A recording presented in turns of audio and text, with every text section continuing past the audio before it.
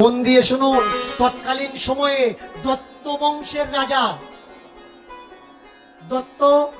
রাজা ভগৎ দত্ত, এনার সেনার বাহিনী ছিল হাতি, হস্তি বাহিনী।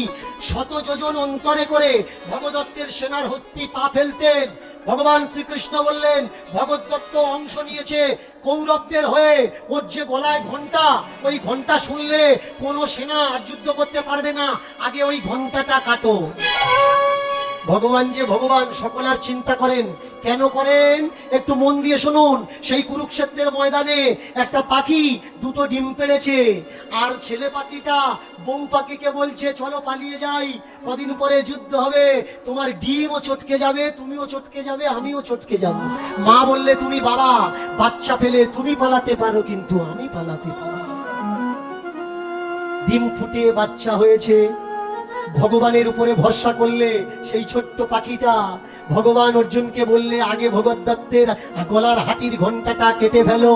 যেমনি কেটে ফেলেছে, চাপা পড়বে তো পড়বে, কোথায় চাপা পড়েছে দেখেছেন ভগবান কাকে বলে। এইবার যুদ্ধক্ষেত্র শেষ, 18 দিন যুদ্ধ সমাপ্ত।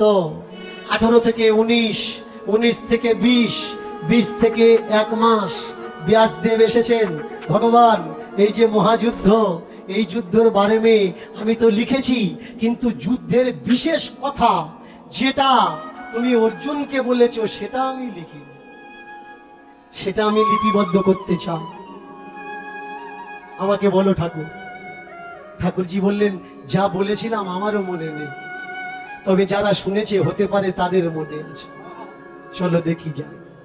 এসে দাঁড়ালেন অগ্নিকোণ আর ঈশান কোণ।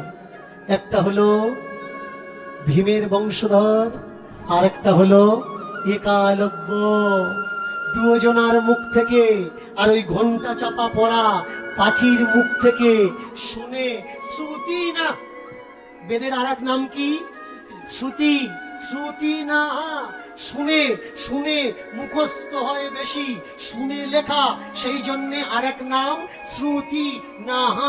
এই 3 জনার থেকে শুনে লেখা হলো শ্রীমদ্ ভাগবত গীতা।